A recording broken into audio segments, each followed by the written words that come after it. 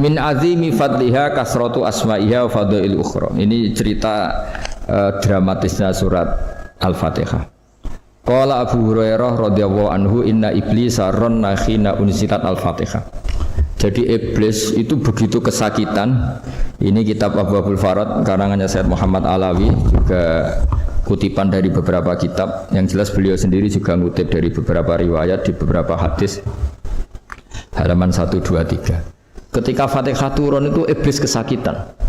Kayak orang sakit gigi lah, tersiksa sisanya karena turunnya surat apa? Al-Fatihah. Artinya kalau Anda baca Fatihah dijiwai, maka Anda melemahkan setan, melemahkan iblis. Assalamualaikum warahmatullahi wabarakatuh. Nahmaduka ya ghafuru ya syakuru wa sholli wa sallim wa barik ala sayyidina maulana Muhammadin wa ala alihi wa sahbihi asma'in nama ba'du. Saya cerita sedikit tentang ibadatu hadil ummah. Nanti saya bacakan teksnya. Di antara kebaikan umat ini adalah jalan-jalan itu termasuk ibadah. Makanya sering ada ayat fasiru fil ardi. Jadi supaya sering jalan-jalan. Jadi ini sudah jalan-jalan masih nyari apa? Nafkah. Kadang-kadang ya dapat macam-macam. Yang soleh ya dapat ibadah, yang enggak soleh ya dapat macam-macam lah. Tapi saya cerita yang soleh lah, yang enggak soleh itu enggak boleh dibicarakan itu ya. Rahasia. Saya ini lama di Jogja, ya tahulah kelakuannya orang-orang yang baik maupun yang setengah baik sampai. Ya semoga yang baik dilipat gandakan pahalanya, yang enggak baik diampuni. Tapi saya cerita sedikit. Di fikih kita, di kajian-kajian fikih kita memang ada istilah ini harus didengar karena ini ngaji dan sama status kita sama. Al-wasiyah ila ta'ah ya ta'ah, terus al-wasilah ilal maksiyah ya maksiyah. Jadi kalau kita jadi perangkat taat ya ibadah, kalau jadi perangkat maksiat juga maksiat. Sehingga di ilmu medis maupun di jasa online atau ojek atau apa, misalnya pertanyaannya kita pekerja paket profesional, boleh ndak ngantarkan paket narkoba? Ya jawabannya tentu ndak boleh, karena bukan masalah pekerjaannya, tapi yang diantar adalah sesuatu yang haram. Begitu juga boleh nggak ketika ada lelaki hidung belang tanya tempat mesum, kalau kamu menunjukkan berarti kan ikut berkontribusi. Ya kamu bisa meneruskan gimana hukumnya mengantar gitu misalnya. Nah, kiai juga sama sebetulnya. Kiai juga bisa dimanfaatkan orang yang macam-macam untuk kekuatan yang macam-macam. Jadi hukum ini sama, kamu tidak usah tersinggung misalnya. Kalau di fikih biasanya disebutkan menjual pedang pada begal juga enggak boleh karena digunakan yang tidak baik. Begitu juga misalnya apapun profesionalitas kita, misalnya paket, kita nganter ke paket yang apa? Paket ganja misalnya. Fikih ini harus kamu ketahui dulu sehingga hukum turunannya, ingat Allah misalnya, ini bisa kena. Kita tidak boleh ingat Allah dalam keadaan maksiat yang enggak diridani Allah. Karena mau tidak mau fikih ini hukum dasar. Sholat pun bisa kena semprit. Misalnya kita sholat karena tugas, bukan karena lillahi ta'ala. Makanya dulu itu ada guyonan Mas Wahyu itu, ada imam dari masjid besar di negara sebelah, tidak perlu saya sebutkan negaranya. Itu cerita, imamnya itu digaji 100 juta per bulan, datang ke Surabaya gitu. Muadzinnya itu digaji 75 juta. Keren. Terus ngerti imam di Indonesia naik ontel, sudah watuk naik ontel, nggak ada yang gaji. Musolanya jelek, terus udah ada jepit, ya udah dia kerasan di musola karena sering dimaki-maki istrinya, udah. Jadi itikafnya itu ya sambil menghindar itu, bukan. Makanya banyak masjid Indonesia itu banyak yang itikaf itu, karena di rumah ada betah. Sudah diomelin, nggak ada AC-nya. Sekarang masjid banyak AC-nya kan. Kamar mandinya juga gitu, di rumah sama di masjid bagus. Di masjid. Makanya pengurus masjid yang daerah-daerah sini sering cerita ke kita, kudu ngising ning omah Gus, mlayune maro masjid karena itu cerita. Indonesia itu negara yang enggak bener katanya. Imam dan muadzin tidak digaji. Terus dia cerita-cerita kebaikan negaranya dan buruknya negara kita. Lama-lama kiai itu mangkel. Kiai Indonesia itu kan cerdas-cerdas, meskipun jarang yang kaya tapi cerdas-cerdas. Dia muji negara. Kalahnya itu dibeginiin sama kiai Indonesia. Makanya kamu sholat terus ya, takut potong gaji. Artinya kalau dia jadi imam karena digaji, efeknya adalah dia kalau bolos tuh takut nanti kan dipotong gaji. Lama-lama kalau sering bolos di PHK gitu. Artinya luar biasa Indonesia, imam tuh tidak ada yang gaji tapi semuanya sholat istiqomah. Berarti kita ini top, datang ke masjid jadi imam tanpa ada yang gaji. Top mana? Top Indonesia. Semenjak itu si imam ini tidak pernah cerita kebaikan negaranya karena gaji imam. Indonesia dalam bernegara selalu begitu. Ketika kita tidak punya solusi transportasi, ada saja pihak-pihak swasta atau investor yang ingin menanamkan modal di investasi Grab dan sebagainya. Tapi saya tetap sebagai kiai mengingatkan status hukum fikihnya. Kenapa saya harus cerita itu? Karena fikih ini harus selesai dulu. Saya ulang lagi, fikih ini harus selesai dulu. Misalnya nganterin orang yang mau transaksi narkoba atau transaksi maksiat, atau tapi yang yakin. Kalau tidak yakin memang tidak haram. Tapi kalau yakin itu memang kamu tahu benar-benar iyalah kira-kira gitu. Supaya taat itu ada di semua kehidupan. Sehingga nanti Indonesia kalau semuanya begini kan, yang cari sarana maksiat itu bahkan sekedar transportasi aja susah karena semuanya tidak mau misalnya. Paket juga gitu, yang mau ngedarkan narkoba kesulitan karena semua yang jasa paket tidak mau gitu. Begitu seterusnya, sehingga negara ini kita bantu bahwa awal ketidakbaikan di semua negara itu pasti karena maksiat. Maksiat itu mengganggu. Orang geger sama istri ya karena maksiat. Terus banyak kecelakaan itu rata-rata kata Pak Polisi juga karena maksiat. Jadi orang overdosis atau dalam keadaan mabuk nyupir. Terbesar kecelakaan itu jarang karena ngantuk. Terbesar masih karena pengaruh apa? Narkoba. Pembunuhan juga sama. Orang Indonesia itu mudah sekali memaafkan temannya, tetangganya. Tapi kalau sudah efek dari narkoba, bunuh itu jadi mudah itu jadi. Nah, Anda juga harus fair, jangan. Tapi yang penting saya profesional nganter, gitu. Nggak mau tahu dia latar. Meskipun kita tidak boleh neliti orang ya, nggak boleh tajasus, nggak boleh neliti ini. Tapi yang jelas kamu tahu, yang jelas kamu tahu ya harus dihindari karena memang di semua profesi pekerjaan tuh utamanya kata Rasulullah SAW itu memperhatikan halal haramnya. Tapi ya saya ulang lagi, tidak boleh sok suci, tidak boleh tajasus, tidak boleh neliti orang lain. Tapi kalau yang jelas-jelas untuk maksiat maka harus kita hindari. Termasuk masjid sekalipun. Dulu zaman Nabi itu ada masjid namanya Masjid Dirar. Untuk memecah konsentrasi sahabat. Sahabat itu begitu mencintai Nabi, mencintai Rasulullah. Ada orang kafir pinter, orang munafik pinter. Ini Muhammad harus ditandingi. Cara nandingi Muhammad jangan pakai dangdutan, jangan pakai bar, tapi pakai masjid. Karena ini suasananya kesannya bagus. Dibikin masjid tandingan supaya orang tidak ke Muhammad semua, tapi ke masjid ini. Ini pikirannya orang munafik. Artinya jangan kira terus masjid bebas hukum, ya enggak juga. Masjid juga bisa kena semprit karena ini mendirikannya untuk bikin apa? Tandingan, untuk bikin masjid diror, kalau istilahnya Quran masjid diror. Semua sarana kebaikan juga gitu. Yayasan yatim piatu juga kena hukum, pondok juga kena hukum, semuanya kena hukum. Ada orang ingin jadi kiai padahal tidak pernah ngaji, terus bikin pondok.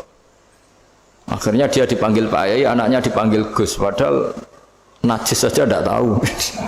Itu kan kasihan umat, akhirnya ada penyelewengan. Jadi semuanya kena hukum. Jadi Anda jangan tersinggung ketika saya cerita fikih untuk para teman-teman yang di Grab, karena memang semuanya kena hukum, bukannya.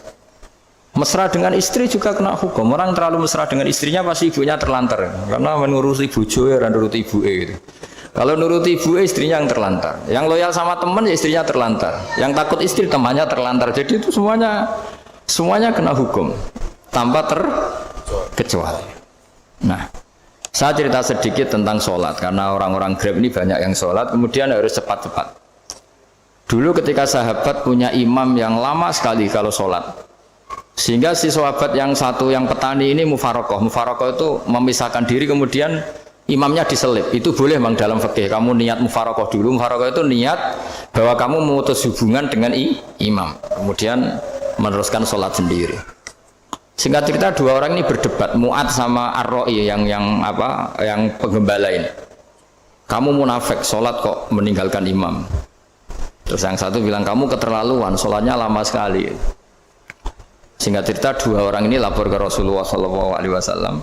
Uniknya Nabi itu membenarkan yang petani tadi. Kamu Mu'ad, jadi masalah. Agama ini tidak boleh jadi problem. Kalau kamu ngimami orang, jangan lama-lama. Di situ ada ibu-ibu yang ditunggui anaknya yang sedang menyusu, banyak petani yang nunggu macam-macam. Kayak pegawai POM ya ditunggu shift temannya, pegawai Indomaret juga gitu, apalagi Grab mungkin ditunggu penumpangnya macam-macam. Sehingga kebaikannya teman-teman yang kerja serabutan begini juga bergantung kebaikan imam tadi. Kalau sholat itu tidak boleh lama-lama, apalagi wiridan, sholatnya aja nggak boleh lama-lama, apalagi wiridannya. Nah, kadang-kadang orang ngira kebaikan tuh nggak ada sempritnya, ada juga. Sholat tuh ya disemprit sama Nabi, kalau terlalu lama juga disalahkan, karena nanti agama ini menjadi apa? Problem, menjadi problematika. Nah, termasuk kebaikan kita ketika membolehkan ya atau mentoleransi atau mendukung pekerjaan mulai Grab dan lain-lain adalah agama ini rahmatan lil alamin. Dulu ada seorang sahabat tanya, ya Rasulullah, boleh enggak kita ngegeng di perapatan gitu? Kata Nabi, ya jangan kalau bisa. Tapi kita harus natahaddas, artinya itu tempat kita jagungan di perapatan, di tempat-tempat umum lagi, di halte, Terus kata Nabi, enggak apa-apa, tapi fa'atut thoriq haqqaha. Kamu harus memberikan hak jalan itu. Apa hak jalan itu? Satu, kamu amar ma'ruf, kalau bisa ya nahi mungkar, kemudian bikin suasana orang lainnya menjadi aman. Nah ini yang catatan. Kalau hitung saja, yang ikut Grab itu berapa ribu? Nah, ini tuh energi besar kalau di atas 100, berapa? 100 ribu. Hitung ya teman-teman di Grab, 100 ribu. 100 ribu ini kalau soleh semua, atau setengah soleh lah, kalau soleh banget keberatan deh soleh, setengah soleh. Itu ada, ini sudah saya pikir, ada kebaikan yang menyebar di seluruh Nusantara yang berjumlah 100 ribu. Ini luar biasa. Ada kecelakaan dia menolong pertama, ada pemerkosaan menolong pertama, mungkin ada pencurian, ada apa. Maka kata Nabi, kamu kalau harus di jalan, itu kamu berkontribusi amar ma'ruf nahi mungkar. Saya sering ke Jogja karena saya mulai 98 di Jogja. Ya sering di terminal malam-malam. Saya ketika kecil itu sering diceritain orang nggak berani ke terminal ini banyak preman, nggak boleh ke terminal ini karena banyak preman. Ya mulai dari Sumatera, Jawa, hampir seluruh Indonesia. Kalau jam sekian sampai sekian sudah nggak berani karena banyak apa? Preman. Itu uniknya preman-preman itu selain dulu ditangani tentara dan polisi. Itu urusan negara ya kali itu, dan kita ngapresiasi. Itu hilangnya yang permanen itu bukan saja ditangani ABRI dan polisi, TNI dan polisi, tapi ditangani kultur. Banyak mulai orang soleh, santri dagangan di situ, ada ojek mangkal di situ, supir taksi mangkal di situ. Terus di sini orang-orang soleh yang menghalau ketika ada perempuan digoda atau perempuan dicopet atau apa. Terus lama-lama jadi kultur bahwa kebaikan ini dominan. Setelah kebaikan dominan ini otomatis menyingkir sedikit demi sedikit. Jadi selain negara ini harus melakukan sesuatu yang seharusnya, yaitu menjaga masyarakat dari kriminalitas, sebetulnya yang paling awet dan paling mudah dilakukan itu tadi, kebaikan harus menjadi kultur bersama. Sehingga kalau terminal kemudian ada mbak-mbak jilbaban yang dagang, terus bapaknya soleh, ada musola yang hidup, ojeknya juga gitu, terus supir taksinya, lalu kebaikan ini menjadi nilai bersama.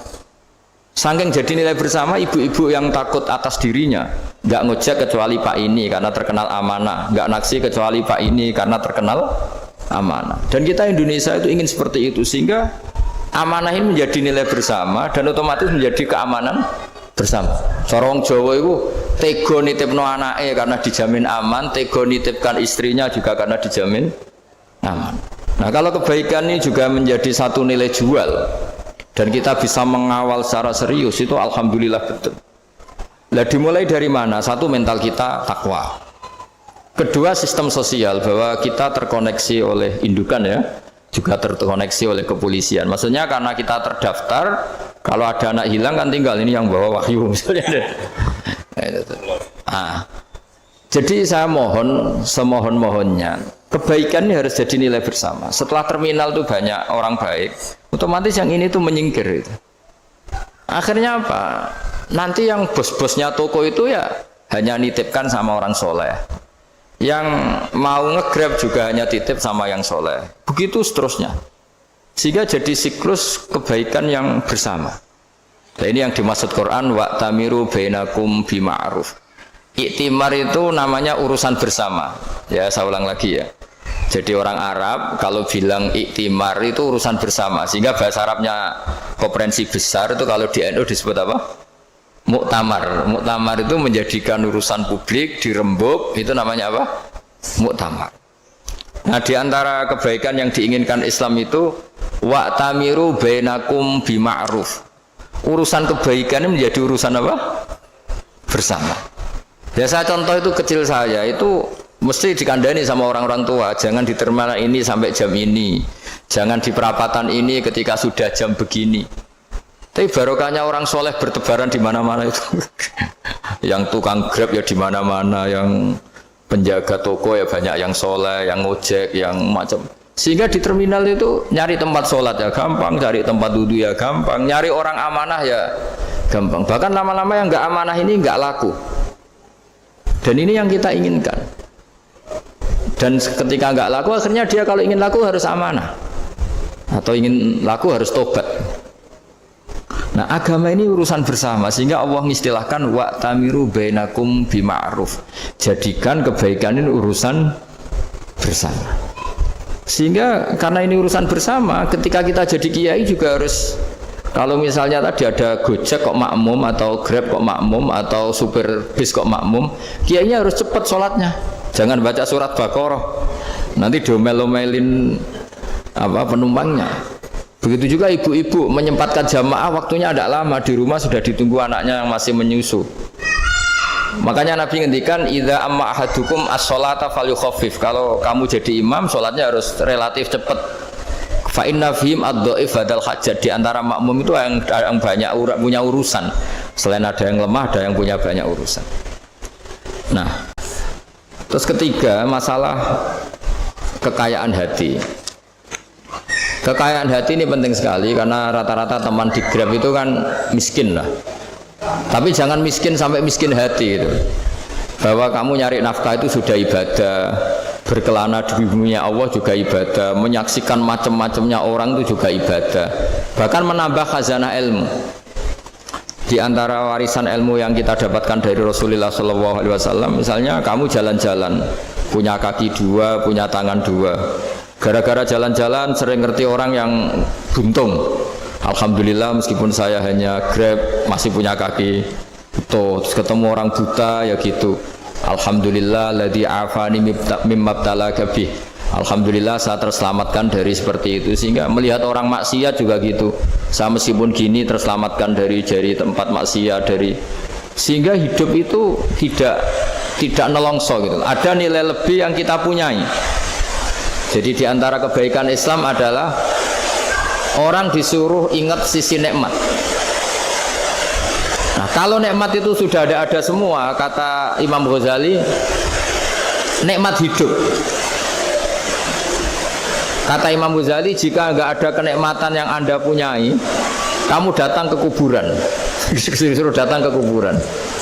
Dan kamu bilang begini, kenikmatan kembali ke dunia adalah kenikmatan yang diinginkan mulai yang mati zaman Nabi Adam sampai kiamat. Jadi kalau Fir'aun yang pernah jadi raja, Namrud, semuanya, bahkan orang-orang soleh sekalipun, kalau kamu tanya keinginan terbaiknya apa? Ingin kembali hidup untuk membenahi kesalahannya zaman hidup. Artinya apa? Kehidupan yang kita miliki sekarang adalah kenikmatan yang dirindukan mulai yang mati zaman Nabi Adam sampai kiamat.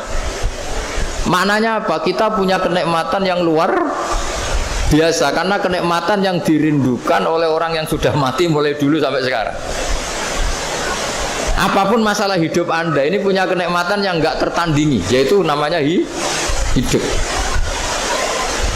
Barokahnya hidup itu kita bisa tobat.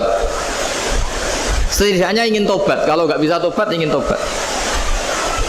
Makanya di Indonesia itu banyak nyuwun sewu, banyak maling yang anaknya itu soleh. Karena kalau ngandani anaknya tetap gini, wes le bapak tok sing lakoni kue ojo. Bapak tok yang alami ini kamu jangan. Banyak di Indonesia orang nggak bisa baca Quran, anaknya hafid. Karena setiap bodoh itu tidak diwariskan. Wes le bapak tok sing bodoh kue ojo bodoh. Mungkin teman-teman di Grab juga gitu, bapak tok cong sing nasi pengennya kue ojo.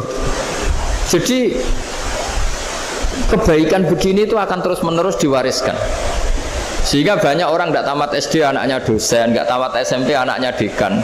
Karena setiap dari kita itu cita-cita kebaikannya menurun ke anak cucunya, keburukannya berhenti di dia. Cara wong Jawa itu bapak tok sing nglakoni. Nah, di sini saya jelaskan tentang kekayaan rohani. Jadi saya mohon ketika Anda jalan-jalan ngantar penumpang itu harus sering muji Allah Subhanahu wa taala. Ya, saya bacakan ayatnya at-taibunal abidunal hamidun. Orang baik itu yang tobat, yang ahli ibadah. Di antara definisinya itu as-saihun, yang sering jalan-jalan. Siaka itu jalan-jalan. Jadi orang paling bejo sak dunia itu sampai harus jalan-jalan ibadah dapat uang. Tapi syaratnya ibadah. Sekali tidak ibadah dapatnya masalah kan? Sering goncekkan orang cantik terus ingat istrinya tidak cantik.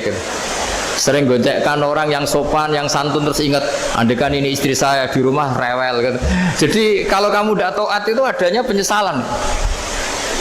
Di lampu merah ada orang naik Ferrari, naik Alphard, sementara kamu di rumah hanya mobil butut, kadang malah tidak punya mobil. Jadi kekayaan rohani itu dimulai dari mana? Dimulai dari taat. Cara berpikir itu taat, bukan maksiat. Sekali Anda cara berpikir maksiat, maka adanya hanya penyesalan. Semakin pengalaman di luar, semakin penyesalan. Karena di luar sana banyak orang yang dapat nikmat yang lebih dari Anda. Tapi sekali Anda taat, kamu akan mensyukuri apa yang Anda miliki dan tidak pernah ingin sama yang dimiliki orang lain. Sehingga orang-orang yang sering pergi itu sama Allah dipuji. Jadi tidak ada nabi kecuali di antara ibadahnya itu jalan-jalan. Fasiru fil ardi. Sehingga semua nabi itu mesti pernah melakukan perjalanan internasional. Rasulullah Muhammad SAW pernah jalan-jalan sampai ke Syam, padahal beliau orang Mekah. Nabi Ibrahim yang orang Syam pernah perjalanan sampai ke Mekah. Karena di antara kearifan itu ya dimulai dari apa? Jalan-jalan tadi. Kamu ngerti orang yang macam-macam. Makanya di antara kebaikan umatku kata Nabi itu siyaha fil ard, sering berkelana. Tapi tentu untuk mengambil pelajaran. Hatta ibunal abidunal hamidun as-saihun. Nah, agama mensupport itu. Sehingga kata Nabi, jika ada orang kok sholat qobliyah, ba'diyah semuanya di masjid, sama Nabi ditegur, la taj'alu buyutakum kuburan. Rumah kamu jangan jadikan kuburan, harus dapat jatah apa? Sholat. Kata ulama, kalau ada orang sering sholat di satu titik, itu ditegur. Kamu harus ganti titik yang lain supaya saksi bahwa kamu di bumi sholat itu banyak. Jadi kita ya punya nilai positif juga tentang apa? Karena kita sering siyaha, kalau bahasa Arabnya itu sering keluyuran, saksi kita kebaikan juga banyak. Tapi pesan saya paling pokok tadi ya, jadikan komunitas kebaikan itu punya nilai jual. Syukur-syukur fid dunya hasanah wa fil akhirati hasanah. Ya kita bersyukurlah di Indonesia itu. Saya masih ingat kecil saya itu ya sekitar saya umur 15-14 tahun. Setiap mau pergi itu pesannya orang-orang yang sering pergi itu jangan masuk terminal jam ini di perapatan ini, karena yang namanya preman itu dulu dominan. Sekarang buat sampai jam 2 ada orang pakai jilbab, kadang ya orang pakai peci, yang nggak pakai peci pun ke musola terus. Yes, pokoknya kebaikan itu jadi komunitas dan jadi nilai jual bahkan tadi. Misalnya ibu-ibu yang pergi malam itu kan mesti ada orang-orang yang jadi langganannya karena terkenal apa? Amanah. Yang dititipi anak juga pilih orang yang terkenal apa? Amanah. Nah, nilai amanah ini harus kita jaga terus. Supaya kamu ya bisa bekerja, orang lain juga nyaman karena amanah tadi. Allah juga senang karena amanah itu perintahnya Allah Subhanahu wa Ta'ala. Dan Indonesia harus menuju ke sana. Pemimpin juga harus gitu. Pemimpin bawaannya amanah, bawaannya apa? Yang memilih dia juga senang karena nggak malu lah. Tapi kalau kita milih, ternyata kita pilih tahu-tahu ditangkap KPK kan ya malu gitu. Dulu kita kampanye mati-matian, ternyata dia ditangkap KPK. Tapi kalau dia amanah kan ya senang. Sama kalau tukang Grab ketangkap satu karena penodaan atau karena pengkhianatan, yang malu juga semua karena kadang-kadang nanti digeneralisir seakan-akan semuanya seperti itu. Tapi dengan reputasi panjang nggak pernah terjadi apa-apa dalam Grab kan otomatis lainnya juga terangkat. Nah, ini yang dimaksud wa'tamiru bainakum bima'ruf. Jadikan kebaikan itu urusan bersama. Makanya andekan negara itu sudah mengoptimalkan polisi, TNI untuk meringkus preman, oke itu baik. Tapi ya lebih awet lagi kalau itu ditopang masyarakat. Karena yang nggak amanah terkucilkan, terus akhirnya Grabnya nggak laku, akhirnya dia dipecat, akhirnya kan yang maksiat hilang, yang kriminal hilang, yang ada hanya Grab yang baik. Begitu juga di dunia apapun. Itu yang dimaksud wa'tamiru bainakum bima'ruf. Jadikan kebaikan ini urusan bersama. Nah karena kita baik, otomatis jadi teladan yang baik bagi anak kita, istri kita, tetangga kita. Dan karena kita baik maka terhormat. Sehingga orang melihat Grab itu simpatik, respect karena reputasinya baik. Nah karena orang respect tidak dicibir. Barokahnya tidak dicibir, tidak mangkel. Barokahnya tidak mangkel, tidak saling ejek, bahkan tidak saling bunuh. Coba kalau kita jelek, dicibir orang, kita dalam keadaan mabuk, tidak terkontrol, bunuh. Jadi efek dari maksiat itu begitu buruknya. Sehingga penelitian itu mengatakan kebanyakan kecelakaan ya pemicu utamanya rata-rata ya nyupir dalam keadaan mabuk. Beberapa nyuwun sewu kasus-kasus kriminal rata-rata ya dipicu oleh hal-hal seperti itu. Makanya meskipun di luar saya tolong hindari narkoba, hindari hal-hal yang maksiat supaya pekerjaan Anda ini barokah. Kemudian yang terakhir saya beri ijazah tentang Al-Fatihah ya, karena ini surat yang populer. Kalau saya ijazahi Quran 30 juz pasti sampean nggak hafal. Atau ijazah surat Baqarah. Kalau mau Baqarah mau. Ijazahi surat Baqarah mau 2 juz setengah. Mau Mas Asep? Ya Fatihah aja yang gampang ya. Nah, ya kulhu Fatihah ini paket ringan ini. Tapi pahalanya apa? Besar. Ini beda ya, artinya selama ini mungkin Anda baca tapi monoton ya. Tapi ini saya bacakan teks aslinya tentang istilahnya itu mazaya itu kelebihannya Fatihah. Saya baca Arabnya dulu, nanti ini terakhir ijazah tadi kan saran-saran umum tentang sosial.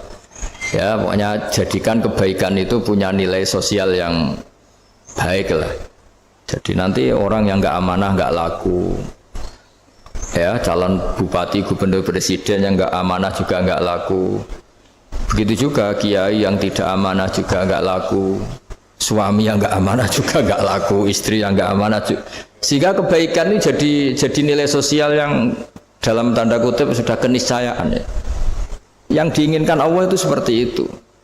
Bukan kebaikan yang dipaksakan karena kekuatan negara. Maksudnya kalau bisa kebaikan itu tidak usah dipaksakan. Memang sudah satu kebutuhan. Tak cerita-cerita di negara maju itu. Bahkan apapun jatuh itu nggak ada yang ngambil itu. Makanya gambarannya Mekah Medina kan gitu kan. Barang jatuh nggak ada yang berani ngambil itu, saking sudah jadi sistem. Nah, sehingga banyak negara di Eropa itu yang sampai nggak punya tentara, nggak punya polisi karena kebaikan itu sudah. Nah kita kan masih capek, polisinya aja capek apalagi masyarakatnya, karena ya kebaikan itu belum jadi nilai bersama. Nah, kita selain ditopang negara, ada polisi, ada tentara, itu kita usahakan kebaikan itu jadi nilai bersama. Jadi wa'tamiru bainakum bima'ruf. Dan kita punya reputasi yang bagus dalam bab ini. Saya masih ingat kecil saya itu yang jilbaban hanya keluarga kiai. Sekarang rata-rata masyarakat itu jilbaban. Dulu yang sekolah SMP, SMA itu jilbaban kadang dulu malah dilarang ya, harus sama seperti itu seragamnya. Sekarang sudah boleh. Dan nyaman. Lama-lama yang dapat simpatik ya yang pakai pakaian model tertutup seperti itu. Lama-lama gamane cara wong golek mantu ya golek yang seperti itu daripada yang blodor. Lama-lama jadi nilai bersama. Ya ingin saya seperti itulah. Di terminal juga sama. Orang mau makan cari warung yang kelihatan ada ayat kursinya, pakai jilbab atau paling enggak dia enggak mungkin lah nyuguhkan yang tiren atau yang haram. Akan ada garansi sosial. Ada apa? Ada garansi apa? Sosial dengan penampilan yang soleh itu kan. Masa iya nyuguhkan oplosan babi gitu misalnya itu. Jadi nilai sosial itu harus ya tadi harus benar-benar jadi nilai yang sehingga negara biar gak capek-capek. Polisi juga gak capek kan karena tugasnya corong Jawa mau ngawat-ngawati tok tapi tidak perlu tegang karena kebaikan sudah jadi nilai apa bersama. Ya, ingat-ingat ya ayatnya tadi wa'tamiru bainakum bima'ruf. Jadi kebaikan itu harus jadi nilai bersama. Iktimar itu menjadi urusan bersama. Makanya kalau kita rapat besar disebut apa? Muktamar. Muktamar itu urusan bersama. Ya tadi imamnya sholat juga menopang Gojek karena enggak lama-lama nopang Grab, nopang Kernet, nopang penjaga Indomaret, penjaga bensin, pom bensin. Lah dia hanya punya waktu 5 menit terus imamnya baca Baqarah kan. Iya imamnya mursyid, mungkin dia tambah lama tambah dapat aplaus dari muhibbinnya, tapi makmumnya dia tambah lama tambah dapat penghormatan dari pecintanya, tapi kitanya wah khusyuk wali kan dia dapat status naik lah, kita yang sudah tidak ikut jadi wali diganggu apa pekerjaannya. Kalau ada imam seperti itu sampai mufaroqah saja, niat ya Allah sampai sini saja saya makmum orang itu, silakan orang itu punya urusan sendiri dengan jenengan ya sudah atau salib saja apa ya, itu boleh. Kalau dalam fikih namanya apa mufaroqah. Mufaroqah itu niat, tapi kamu jangan langsung selonong mufaroqah, niat dulu pamit sama Allah bahwa sekarang mau mufaroqah. Tapi ya jadi sholat yang aneh kan, imamnya masih rukuk, kamu terus sujud, terus apa-apa selesai ya. Mungkin dalam pandangan itu orang lain begini, maksudnya makmum gimana ini kok begini. Tapi sudahlah Allah Maha tahu. Nah, insya Allah dimaklumi. Ya saya baca tentang Fatihah ya, karena sampean pasti sering baca Fatihah. Supaya apa sekaligus jadi jimat lah gitu. Jadi kalau kamu sering di jalan-jalan yang mungkin sepi atau mungkin kan tidak semua teman Grab itu nasibnya bagus yang di Semarang Jogja. Mungkin yang di Kalimantan di Papua kan ada yang 10 kilo gak ketemu rumah, ya kan? Ya lihat di TV-TV itu kan kasihan kan. Sudah 10 kilo gak ketemu rumah, penumpangnya kewekar preman tuh kan. Ini makan orang enggak kan gitu. Kan ujiannya dua. Kalau penumpangnya cantik itu ya kecoba syahwat, kalau preman takut. Jadi orang itu selalu ujian itu. Sing sedengan itu kan jarang orang itu. Jadi kalau penumpangnya perempuan cantik ujiannya itu syahwat, kalau preman ujiannya ketakutan. Kalau orang yang lemah bawa uang ujiannya kamu ingin garong. Jadi hidup itu memang semuanya ujian. Liyabluwakum ayyukum ahsanu amala.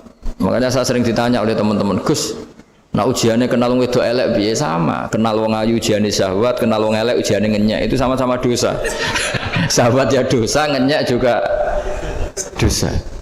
Welek keriting untune metu ya dosa ngomong gitu. Kadang-kadang orang berpikir enak kancanan wong elek enggak dosa. Kata siapa kancanan wong elek itu ya dosa karena bawaannya ngenyek. Ngenyek itu menyepelekan itu. Makanya saya itu ya enggak mau berteman sampean. Nanti kan bawaannya ngenyek atau seneng ya enggak tahu. Ya sudah ada takdir saja kalau ketemu ya tak ulang ngaji gitu. Tapi ini ngaji terakhir, setelah ini ngaji biasa aja, enggak usah resmi gini. Ngaji kok resmi aneh. Pokoknya nanti suatu saat kalau pandemi sudah berlalu saya akan ngaji Rebone. Ini ngaji. Ini ngaji yang kurang bagus karena ngatur kiai kurang berkah ini. Nanti tapi ya lumayan lah masih mau ngaji. Ngaji kok tanggal ini jam ini. Sekarang suatu saat kamu tak panggil, Mas Wahyu datang ke sini jam ini tidak mesti bisa. Mungkin pas ada acara apa, maaf ke sini pas ngecek pas apa gitu. Jadi ya sudah tapi tak maafkan enggak apa-apa. Takdir ya. Tak bacakan supaya sampean tahu keramatnya bismillah. Nah sebelum saya bacakan Bismillah Fatihah, tak beritahu tentang ilmu tafsirnya, karena ini penting sekali. Fatihah itu dawuhnya Allah, tentu itu dawuhnya Allah. Saya ulang lagi, itu kalam Allah. Tapi yang sudah diberikan kesampaian ke kita semua, sehingga seakan-akan itu menjadi dawuhnya kita ke Allah. Jangan salah loh ya, Fatihah itu dawuh Allah, tapi sudah diberikan ke kita, sehingga posisi kita itu yang punya itu. Nah kenapa ini perlu dijelaskan? Karena nanti ada kalimat iyyaka na'budu wa iyyaka nasta'in. Kalau itu masih kalam Allah, berarti Allah ngomong ke kamu, ngendikan ke kamu, kepadamu aku menyembah. Masa Allah menyembah kamu? Nah sehingga ilmu tafsir itu menyelesaikan itu dulu ya. Saya ulang lagi ya, sebelum sampean sering baca Fatihah, aku yakin ya sering baca. Tapi barokahnya tidak paham itu tidak pernah janggal. Enggak paham itu ya penting supaya tidak iskal, tidak janggal. Sebetulnya di kalimat itu ada yang janggal. Kalau Fatihah itu kalimatnya Allah atau kalam Allah, bagaimana dengan kata-kata iyyaka na'budu? Masa Allah ngendikan ke kita, kepadamu kami menyembah? Masa Allah menyembah kita? Maka penyelesaiannya secara ilmu tafsir gimana? Semua ulama mengatakan, bukan satu dua, semuanya mengatakan di Fatihah itu semuanya diberi kawalan kalimat. Saya ulang lagi ya, di Fatihah itu semuanya diberi awalan kalimat qulu, katakan wahai hambaku begini. Ya, katakan wahai hambaku begini. Nah, begini ini pelajaran dari Allah yang sudah diberikan ke kita. Terus kita mengatakan bismillahirrahmanirrahim, alhamdulillahirabbil, termasuk kita mengatakan iyyaka na'budu wa iyyaka nasta'in. Jangan bayangkan Allah ngendikan ke kita. Kalau Allah ngendikan kita berarti gini, hei wahyu ihdinas siratal mustaqim, tunjukkan saya jalan yang benar. Nah nanti kamu terus, ya Allah Anda aja minta petolong saya minta tolong siapa kan, jadi panjang kan. Ya saya ulang lagi ya, jadi itu di ulumul Quran diterangkan gimana sebelum baca Fatihah ya. Fatihah itu kalamullah, ngendikannya Allah, tapi yang sudah diajarkan ke kita dan sudah milik kita, sehingga kalimat itu menjadi milik kita. Tapi ya kalamullah, tetap kalamullah, tapi sudah menjadi milik kita. Udah paham ya? Ya pinter naon. Ya, karena kalau tanpa penjelasan seperti ini, Anda akan iskal. Bagaimana Allah iskal itu janggal? Bagaimana Allah mengatakan iya karena butuh? Kan jadi aneh ya? Ya, jadi tak jelaskan secara ilmiah ya. Jadi kata ulama-ulama tafsir, ayat-ayat Quran seperti ini sebetulnya dimulai dari qulu apa? Meskipun enggak dilafatkan. Itu kan sama dengan qul huwallahu ahad Muhammad, katakan kalau Tuhan itu satu. Ya namanya Quran itu kan kalam Allah, membina nabinya, membina umatnya. Makanya dikatakan atau enggak, di sini tersembunyi kata qulu, katakan. Ya, jadi ya ibarat apa itu? Kamu ngajari anak kamu lah, panggil jenengan bapak kulo. Itu maksudnya anak itu, kalimat itu kalimat kamu, tapi kamu ajarkan ke anak kamu. Terus anak kamu bilang, Pak jenengan bapak kulo. Nah, ketika kamu mengatakan jenengan, bukan kamu mengatakan jenengan anakku, berarti anakmu itu bapakmu, kan lucu kan? Anak kamu ajari jenengan bapak kulo, kamu engkau bapak saya. Terus anak kamu mengulang jenengan atau kamu bapak saya. Berarti itu kalimat yang kamu ajarkan, tapi sekarang sudah milik anak kamu. Kalau itu kalimat kamu kan lucu, masa anak kamu bilang bapak. Nah itu seperti itu. Jadi ulama memberi solusi atau jawaban iyyaka na'budu wa iya, itu sebelumnya ada kata-kata qulu, katakan wahai hambaku, hubungan kamu dengan saya adalah katakan iyyaka na'budu wa iyyaka nasta'in. Terus hubungan kamu dengan saya katakan juga dalam doamu ihdinas siratal mustaqim. Jelas ya, jadi itu kalam Allah yang sudah milik kita karena diajarkan Allah untuk kita. Dong ya? Ya dong, gak jelas gak. Tapi bagus, gak jelas itu bagus. Kalau kamu jelas gak jadi dikrem, jadi gubernur. Min azimi fadliha kasratu asma'iha wa fadail ukhra. Ini cerita dramatisnya surat Al-Fatihah. Qala Abu Hurairah radhiyallahu anhu inna iblisa ranna khina unzilat Al-Fatihah. Jadi iblis itu begitu kesakitan.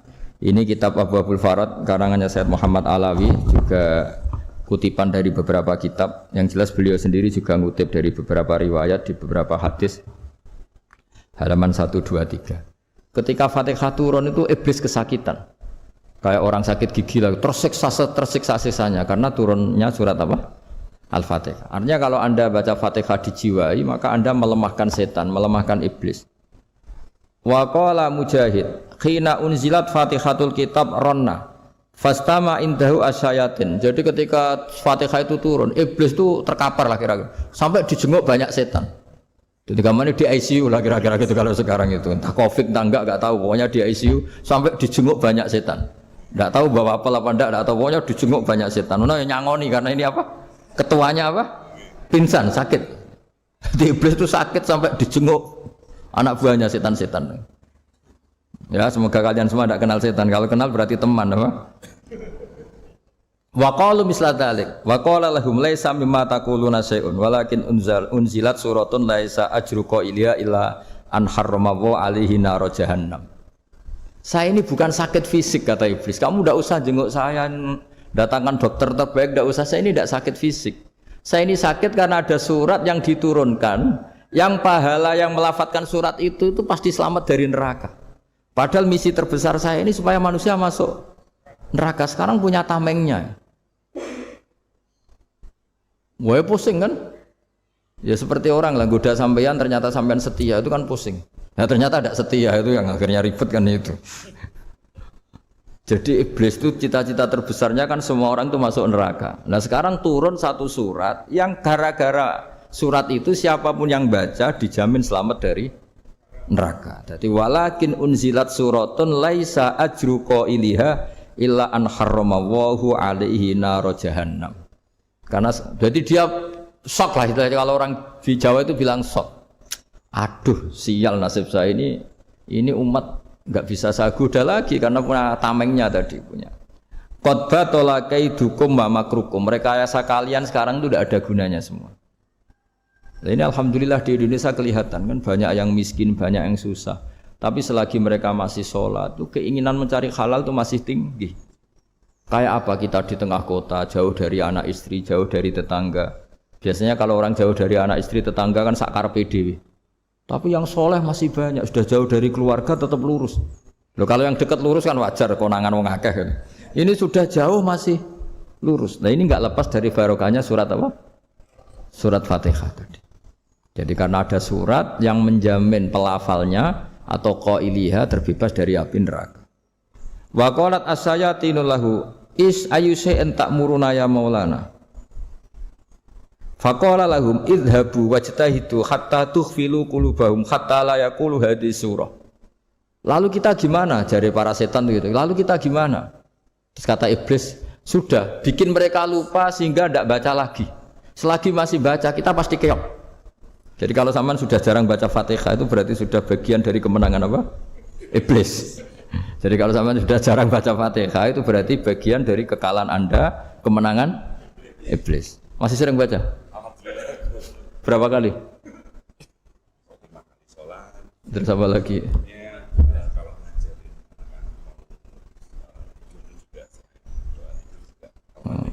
Kok 5 kali tok itu? Berarti pas sholat fardu tok itu? Enggak 5 kali itu mendingan itu 17. Kamu itu ngitungnya jangan 5 ini. 5 waktu itu berarti lumayan kan? Berapa? 17 ya? Ya. 17 ya? Ya.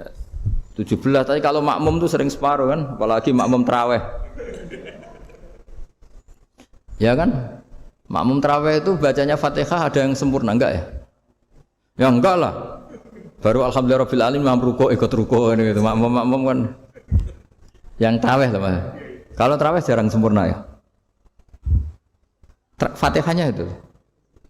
Kan imam sudah ruko. Kamu bacanya Fatihah sampai mana? Baru setengah ya.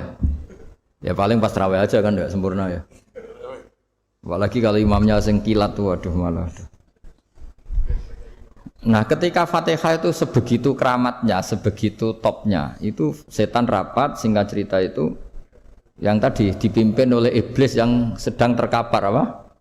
Terus tali obatnya enggak ada, cuma dia shock karena ada surat yang turun yang melafatkan itu pasti selamat dari apa? Neraka. Nah, ini gimana saran Anda? Terus sarannya adalah bikin orang-orang itu lupa enggak baca Fatihah. Nah, ini rapatnya iblis. Idzabu wajtahidu hatta tughfilu qulubahum hatta la yaqulu hadis surah. Kala yuksiru qiraataha wa la yakunu lahum ajrun wa thawabun bal yakunu lahum adzabun wa iqabun. Jadi saya mohon selama ini Anda sudah baca, tapi mungkin hanya rutin saja. Napa rutin saja? Tapi barokahnya ngaji ini kamu punya kekuatan atau punya semangat membaca karena ini surat yang luar biasa. Ibarat gini, kalau sampean tanya, saya juga sering mikir, masa Gus hanya surat kok punya kekuatan seperti itu?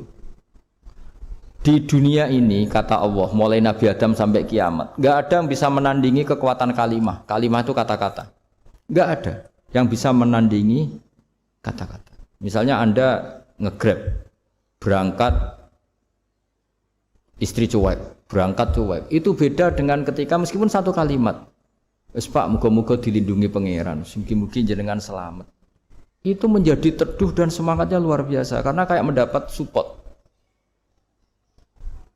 Jadi kira-kira kalimat itu hubungannya kita dengan Allah, Fatihah itu seperti itu. Kamu melafadzkan satu kata-kata yang dibenarkan langit bumi, dibenarkan aras, dibenarkan malaikat, dibenarkan semua penghuni di dunia ini. Sehingga itu efeknya luar biasa. Itu seperti gini ya, kamu cerai sama istri, terus nikah lagi katut babon. 10 tahun anak kamu dididik, ibunya benci kamu. Dan memang Anda layak dibenci. Duwidek. Dan sampai nggak pernah manggil kamu Pak. Suatu saat kamu tentu rindu kan ingin dipanggil bapak oleh anak kamu. Suatu saat anak ini manggil kamu Pak E. Itu senengnya bukan main, hanya sebuah kata-kata. Makanya kadang-kadang orang itu tanya sama kiai, ijazah lafadz ini gunanya apa sih? Itu ijazah-ijazah itu untaian kata-kata. Yang kata-kata ini dibenarkan langit dan bumi dan aras dan para malaikat sehingga efeknya itu luar. Nah ibarat seperti itulah, kamu melafadzkan Fatihah itu melafadzkan kata-kata yang dibenarkan Allah dan Rasul dan semua malaikat, semua penghuni langit. Maka ini efeknya pasti luar. Nah di sini lah orang-orang dulu itu tahu keramatnya itu sehingga ketika melawan Belanda, melawan Jepang dulu itu kalimat-kalimat itu menjadi mantra yang luar biasa.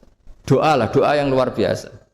Tapi di era modern karena orang sudah tidak ngerti itu, dianggap itu mantra, jimat, khurafat, bid'ah, waduh ribet meneh malah. Sebetulnya tidak seperti itu. Memang kata-kata ini kekuatannya luar biasa. Sama kesakitan hati kamu juga karena itu. Ngojek wangilan ya. Lha Pak di bojo kok kowe gagah tok kere. Wah, iku seling terus mesti. Padahal kalimat itu kan tidak melukai secara fisik, tapi apa kerjane sesuk sarah-sarasen.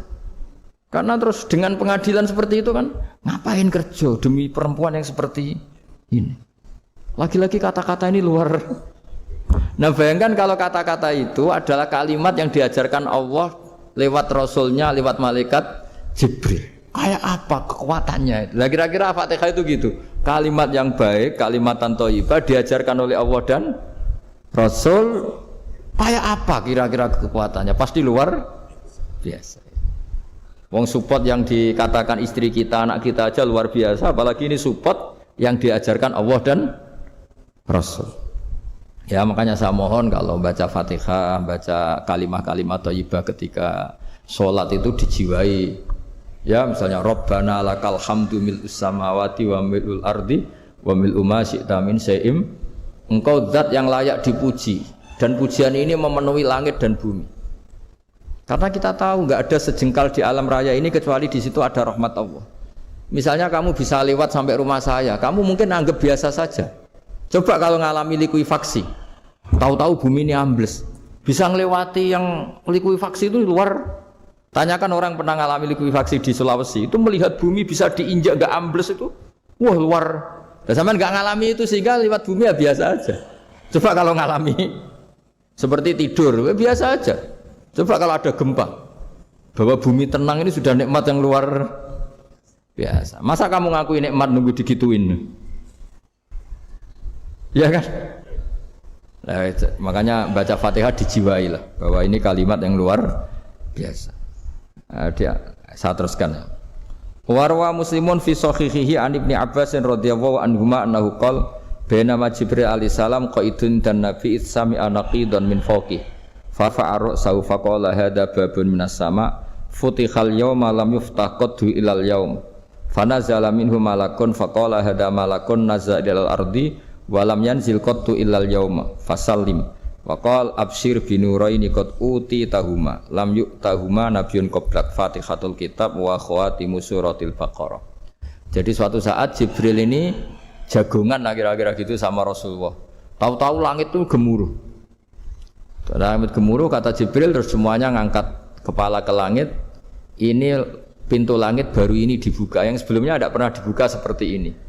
Turunlah malaikat, yang malaikat ini pun malaikat spesial, yang enggak malaikat murahan lah kira-kira gitu, yang enggak pernah turun ke bumi kecuali juga saat itu. Dengan penyambutan yang luar biasa, dengan semuanya tidak pernah terjadi. Hanya karena surat Fatihah. Jadi ini surat yang luar biasa, pengawalannya lewat malaikat yang spesial, enggak pernah turun di bumi kecuali saat itu. Penyambutannya juga enggak pernah seperti itu, baru seperti itu. Jadi semuanya itu spesial. Nah, kenapa ini spesial? Karena di situ ada isi puja-puji kepada Allah Subhanahu wa taala. Ada ikrar kita, alhamdulillahirabbil alamin, arrahmanir rahim. Ikrar ini penting. Kalau contoh paling gampang gitulah. Kamu punya istri selama ini cerewet terus. Suatu saat ngomong, "Pak, tak angen-angen ra ono wong lanang koyo sampeyan." Wah, itu langsung ndak ada lelaki sebaik engkau. Itu sampean senengnya Masya Allah. Karena ada ikrar dari seorang istri ke kamu. Nah, bayangkan kalau ikrar kita sebagai hamba diakui oleh Allah Subhanahu, maka ikrar ini akan dicatat sebagai kebaikan kita yang kita panen nanti di akhirat. Karena ada ikrar. Kita ikrar bahwa alhamdulillahirabbil alamin, kita ikrar ar-rahmanir rahim, kita ikrar maliki yaumiddin, kita ikrar iyyaka na'budu wa iyyaka nasta'in. Sampean misalnya jadi orang Indonesia, ketemu orang Indonesia yang makmur di Jerman. Terus lupa Indonesia. Kamu orang Indonesia? Enggak, saya enggak orang Indonesia. Mangkel enggak kira-kira? Mangkel. Karena salah ikrar kan gitu. Ya, jadi saya mohon jangan anggap kalimat itu hal yang biasa, tapi luar biasa. Nggih, ngoten mawon. Assalamualaikum warahmatullahi wabarakatuh. Ya. Alhamdulillah ya. Dan ini Gus, ada yang banyak yang nanya nih ceritanya. Bagus. Makanya kita pilih yang nggak akan selesai itu nih Gus. Oke. Bentar. Cek apa anggota? Apa Grab? Variat. Ya dibaca. Oke. Menikah wonten pertanyaan Gus saking Pak Muhammad Arwani. Pertanyaannya adalah bagaimana cara untuk meningkatkan iman dan takwa kita kepada Allah Subhanahu wa taala jika di situ kita sangat sulit untuk meninggalkan maksiat. Sudah berusaha taubat akan tetapi tetap maksiat lagi. Pertanyaannya gitu. Bagaimana solusi agar selalu bisa terhindar dari maksiat? Menikah Gus. Aman aja yang jawab. Jangan maksiat. Udah fokus ibadah, jangan maksiat. Itu sih kalau saya. Tapi monggo Gus, masa saya enggak. Monggo Gus. Jadi itu pertanyaan pertama dan terakhir karena waktunya juga saya tidak banyak.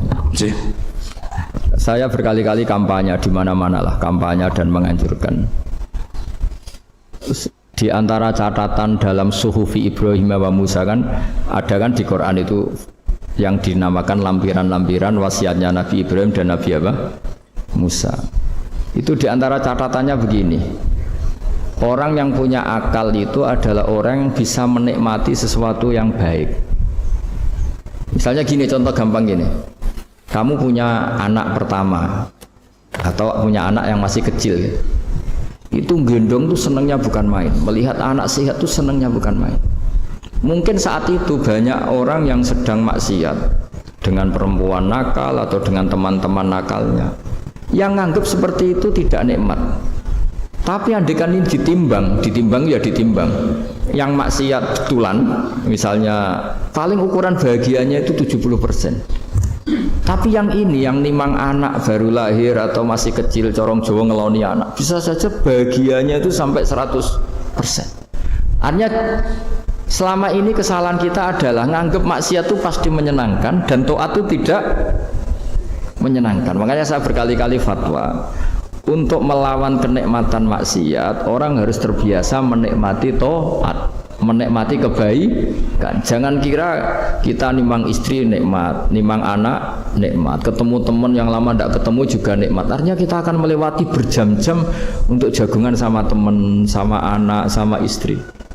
Dan itu harus kamu nikmati supaya mengganti tidak berkebutuhan nikmat yang lewat jalur maksiat. Jadi saya mohon sarana-sarana yang menyenangkan itu, yang taat itu kita maksimalkan. Makanya bapak saya itu sering pesen, kowe nak ngaji sing guyon, sing seneng. Nganti wong maksiat itu karena cari kesenangan. Coba kalau kesenangan itu sudah didapatkan saat taat, maka tidak butuh lagi kesenangan yang berbentuk maksiat. Makanya orang-orang wali dulu kalau sudah sholat itu gak bisa berhenti karena merasa nikmat. Makanya Nabi pernah ngendikan wa qurratu aini fi sholat, nyaman saya itu kalau sedang sholat. Itu tadi. Bayangkan kalau besok itu pasti mati. Makanya latihannya harus gitu. Bayangkan besok itu pasti mati. Berarti itu hari terakhir kamu. Ya, hari dengan merasa hari terakhir itu kalau kamu maksiat kan malu. Waduh, saya mati pas. Makanya sholli sholata muwaddiin. Kamu sholat seakan-akan itu sholat terakhir. Dan bayangkan akhirat itu wa'mal li akhiratika ka'annaka tamutu, dan bayangkan akhirat itu besok kamu mati. Sehingga ketemu istri ya seneng karena ini pertemuan terakhir, ketemu anak ya seneng ini pertemuan terakhir. Sholat juga tenanan karena ini sholat terakhir. Sehingga kalau mau maksiat tuh takut, jangan-jangan ini kehidupan saya terakhir kok tak pakai seperti ini. Nah, jadi di antara resepnya itu apa tadi? Nganggep ya ibadah itu menyenangkan, nah, gitu. Pinter.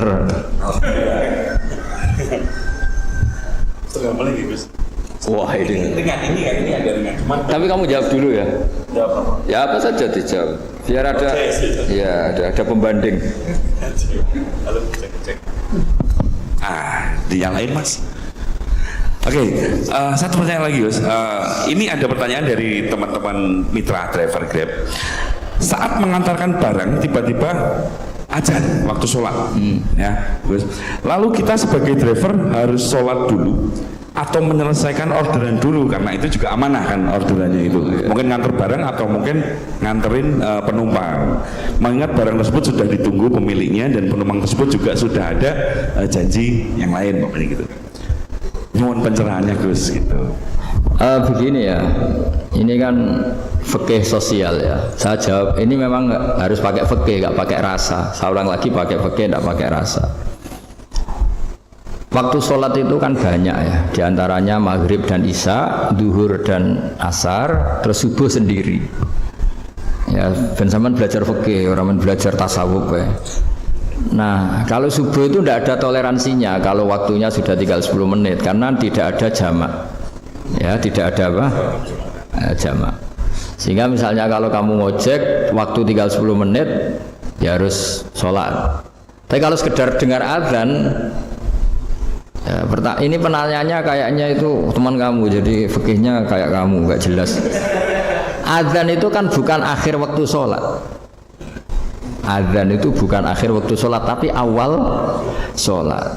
Itu tidak harus supir Grab, tidak harus supir Gojek. Meskipun kamu makan ada azan ya teruskan saja, kan tidak akhir waktu sholat. Anda menerima tamu, gendong anak, atau sedang nyupir, atau sedang bercengkrama sama teman. Kalau ada azan ya nggak apa-apa, misalnya diteruskan. Kan bukan akhir waktu sholat. Yang benar-benar harus ditinggalkan itu kalau waktu sholat misalnya tinggal 7 menit. Atau tinggal 8 menit. Waktu yang mau tidak mau kamu harus tasarrufkan, kamu peruntukkan injury time gitu. Injury time. Nah, gitu aja kok nggak tahu ya. Nah, lalu misalnya, kalau pertanyaan tadi mestinya kelasnya itu kelas afdoliyah. Utamanya gimana? Kalau wajibnya belum ada karena kan waktunya masih panjang. Jadi pertanyaannya bukan wajibnya tapi sebaiknya karena ini semuanya belum mendesak kan. Andai kan kamu teruskan nganter barang kan tidak ada jaminan waktunya habis. Padahal kalau kamu memaksa sholat, mungkin citra kamu sebagai supir Grab tidak baik karena dianggap mengabaikan konsumen. Nah, terus kedua menyangkut jarak. Oke, seperti itu. Nah, sekarang kalau pertanyaannya dibalik. Makanya yang dibalik ini agak ribet. Waktu sholat tinggal 8 menit. Ada konsumen yang minta diantarkan saat itu. Dan acaranya ke mall happy-happy. Maka fatwa kita sebagai ahli fikih, ya tantang saja, saya mau sholat dulu. Kalau nggak sabar ya silakan cari yang lain. Kalau acaranya ke mall.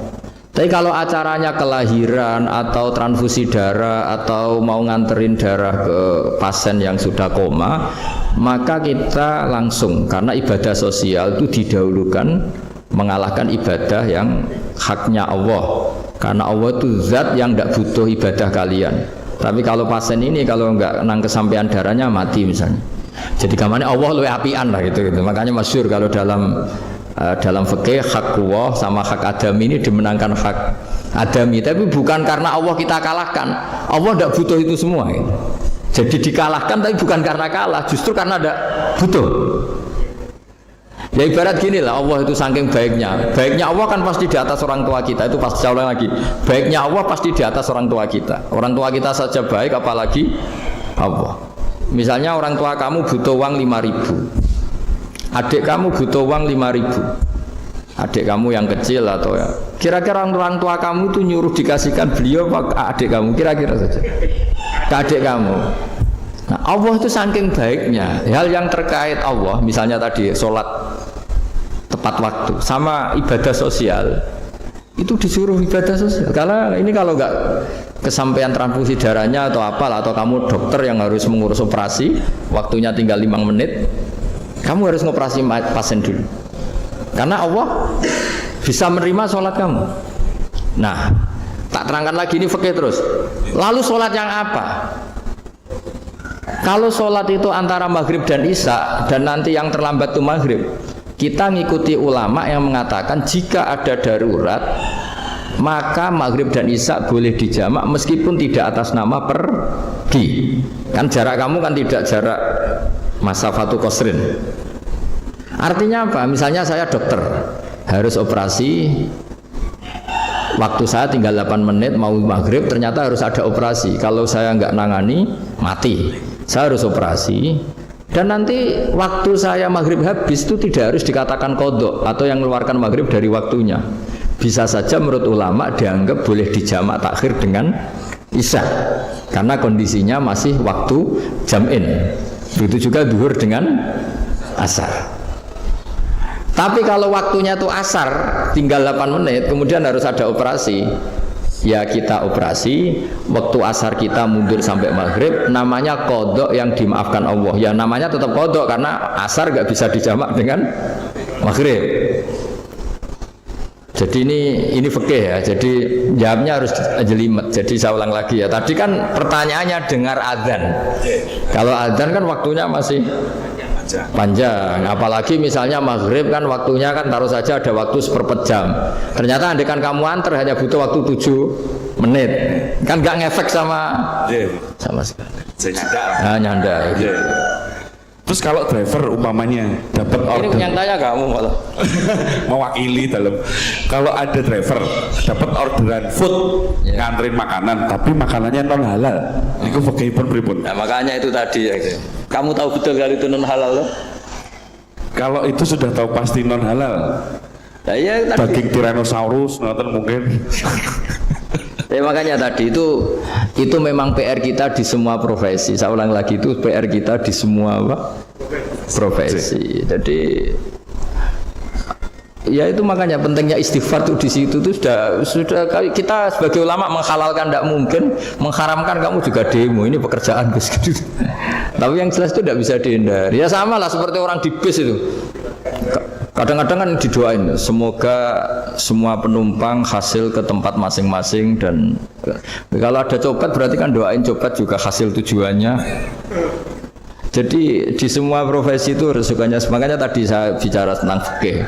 kaidah umumnya menolong maksiat itu ya bagian dari maksiat, menolong taat itu bagian dari taat. Mau tidak mau harus ada hukumnya. Setidaknya barokahnya tahu hukum. Kalau kita salah belum istighfar gitu. Sudah salah nggak merasa salah itu. Jadi barokahnya tahu hukum itu paling tidak kan kita ya istighfar lah.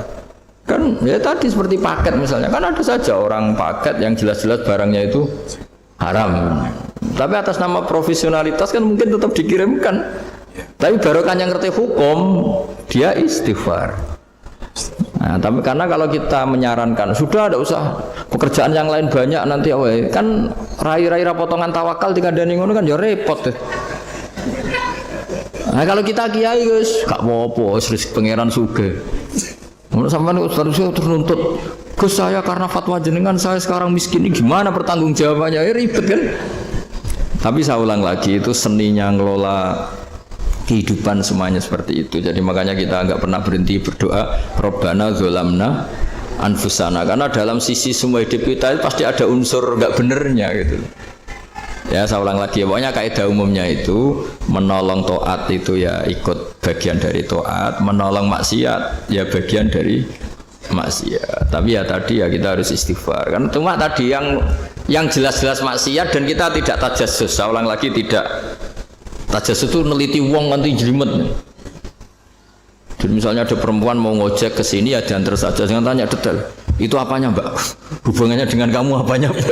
Wah ya ribet kalau jadi kepo. Jadi gue tidak perlu gitu. Artinya sudah umumnya orang saja sudah. Nah, lama-lama juga gitu. Kalau ada bapak-bapak main itu ke siapa pak? Tujuannya laki apa perempuan pak? Surat nikah mana pak? Surat nikah mana? Saya sudah kisah gitu. Geng. Ya, jadi seperti itu tadi. Biasa ilmu pakainya nanti salah saya terus banyak lagi, Gus. Dan memang non sewu mohon maaf untuk semuanya kalau waktu kita juga terbatas, ya, tidak bisa karena bentar lagi juga kita akan masuki waktu maghrib, pada maghrib. Jadi secara jadwal juga memang harus kita tutup. Makatan Gus kepada rekan-rekan semua, saudara, rekan-rekan driver juga dan juga yang hadir pada sore hari ini. Jadi kita langsung tutup aja, ya. Tapi sebelum itu kita berdoa dulu, sarang-sarang Gus mohon dipimpin, ya supaya sesuai dengan tema kita pada siang sore hari ini, rezeki, berkah dan juga istiqomah. Kan mekaten, ceritanya ngaten Gus. Terus ngalai wali temane. Nggih lah. Dalam badhe amin nek nggih mikir gitu. Tapi nek sange diamini dalam matur Gus. Bahwa Gus dalam materi untuk memimpin doa. Bismillahirrahmanirrahim. Nahmaduka ya ghafur ya syakur masalli wa sallim ala basyirina Muhammad wa sahbihi wa barik wa sallam asma'in. Allahumma ya wa barik lana fi ikhtiyarina wa barik lana fi kasbina wa barik lana fi mu'akhatina wa barik lana ya wa fi islahina. Allahumma ja'alna mutawadina fika mutahabina fika mutabadilina fika waj'al a'malana khalisatan liwajhikal karim. Allahumma ja'al himmatana al-ulya fi hadid dar ila kalimatikal ulya ya Allah, wa da'wata ilaika wa dzikras ismika ya wa dzikras ismika ya uluwan fil ardi ya Allah. Urzuqna ya wa himmatan aliyatan himmatan ya Allah nakunu fi hadhihi dar mu'dina kalimatakal ulya warzuqna kalimatal ulya ma'al muslimina ya Allah fil baldah Indonesia waj'al ya wa hadhil baldah baldatan mubarakan mahmiyatan min intik mar'iyatan min intik wa ma'alif lana qulubina wa aslih data bainina wa marhamata habibika Muhammad wa aslih mata habibika Muhammad wa tahannan ala ummati habibika Muhammad waj'alna ya Allah radina muyassarina fi arzakina mubarakina fi arzakina barakatan minka wa auna minka wa fadlan minka ya khairar razikin wa ya arhamar rahimin waj'alna ya muqimis salat jami'an ya Allah ya Allah waj'al farhatana farahan fi ta'atika ya Allah fi mubahatika ya Allah ya Allah ighfir lana al-jami' rabbana atina fid dunya hasanah fil akhirati hasanah wa qina adzabannar sallallahu alaihi wasallam Muhammad sallallahu alaihi wasallam subhana rabbika rabbil izzati amma yasifun wa salamun alal mursalin alhamdulillahi rabbil alamin sirrul fatihah bismillahirrahmanirrahim.